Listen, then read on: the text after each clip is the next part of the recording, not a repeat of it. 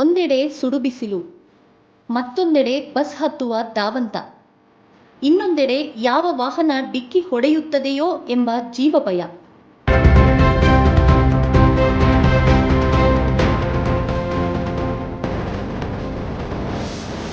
ಇದು ಜಿಲ್ಲಾ ಕೇಂದ್ರ ರಾಮನಗರದಲ್ಲಿ ಮಂಡ್ಯ, ಮೈಸೂರು, ಕೊಳ್ಳೇಗಾಲ ಕಡೆಗೆ ಪ್ರಯಾಣಿಸುವ ವಿದ್ಯಾರ್ಥಿಗಳು, ಉದ್ಯೋಗಿಗಳು, ಮಹಿಳೆಯರು, ವೃದ್ಧರು ಅನುಭವಿಸುವ ನಿತ್ಯ ಯಾತನೆ ಇದಾಗಿದೆ.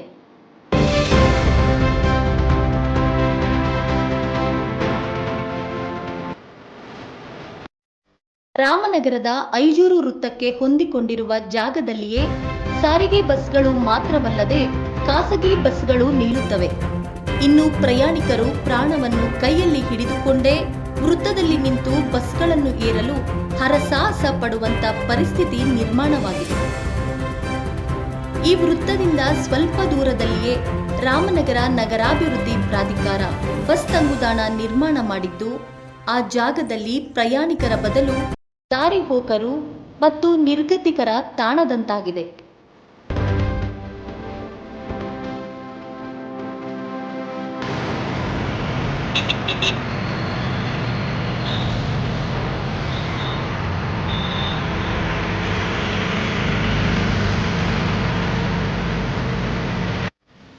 ಬಸ್ಗಳಿಗಾಗಿ ಗಂಟೆಗಟ್ಟಲೆ ಕಾಯುವ ಪ್ರಯಾಣಿಕರಿಗೆ ನೆರಳಿನ ಆಸರೆ ಇಲ್ಲ. ಈ ಕೂಡಲೇ ಶಾಸಕರು ಇದರತ್ತ ಗಮನ ಹರಿಸಿ ಸುಸಜ್ಜಿತ ಬಸ್ ನಿಲ್ದಾಣ ನಿರ್ಮಾಣದತ್ತ ಗಮನ ಹರಿಸಬೇಕು ಎಂಬುದು ಸಾರ್ವಜನಿಕರ ಆಗ್ರಹವಾಗಿದೆ.